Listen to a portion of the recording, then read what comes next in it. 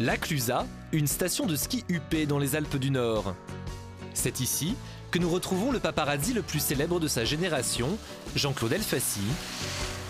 Ça va ? Qui passe la moitié de l'année ici. Fini les planques fastidieuses, il ne se déplace que pour les gros coups. Pour le reste, il fait appel à des paparazzis amateurs. Ah, c'est pas trop difficile votre métier? Si, il faut savoir tenir le téléphone et skier en même temps en fait.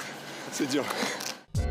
Avec la crise, les prix des photos people ont été divisés par 3. Partir à l'aventure aux 4 coins de la France n'est plus rentable pour notre paparazzi, alors il a mis en place un réseau inédit.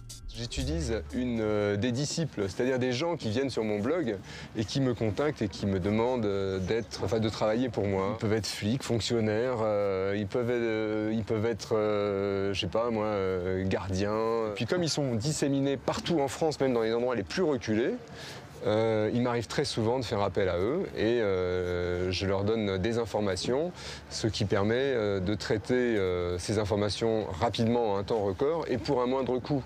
Parce que moi, si je me déplace, ça coûte de l'argent. Et ce jour-là, un informateur lui a indiqué une photo intéressante à faire. Il s'agit de shooter une ancienne gloire de télé-réalité redevenue coiffeur dans un salon de banlieue parisienne. L'action se passe à 600 km de là.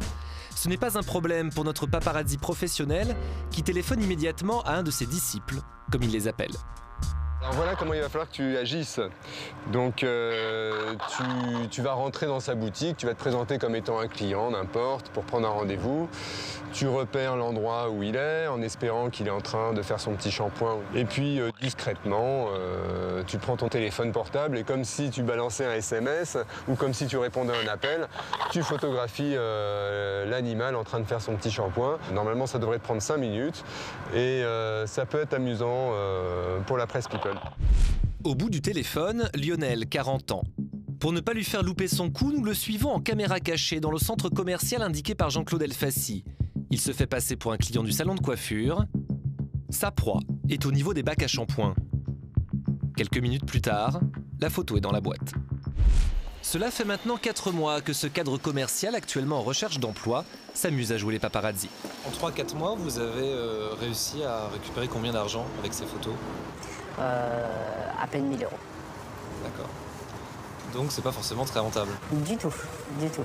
D'accord. Non, on fait pas ça pour gagner de l'argent. C'est une passion, c'est la passion de la photo et le fait que mes photos soient publiées dans des magazines. Si cette photo est vendue, Lionel peut espérer en récupérer 300 €. Mais pour faire ce genre de cliché, encore faut-il savoir où se trouvent les stars.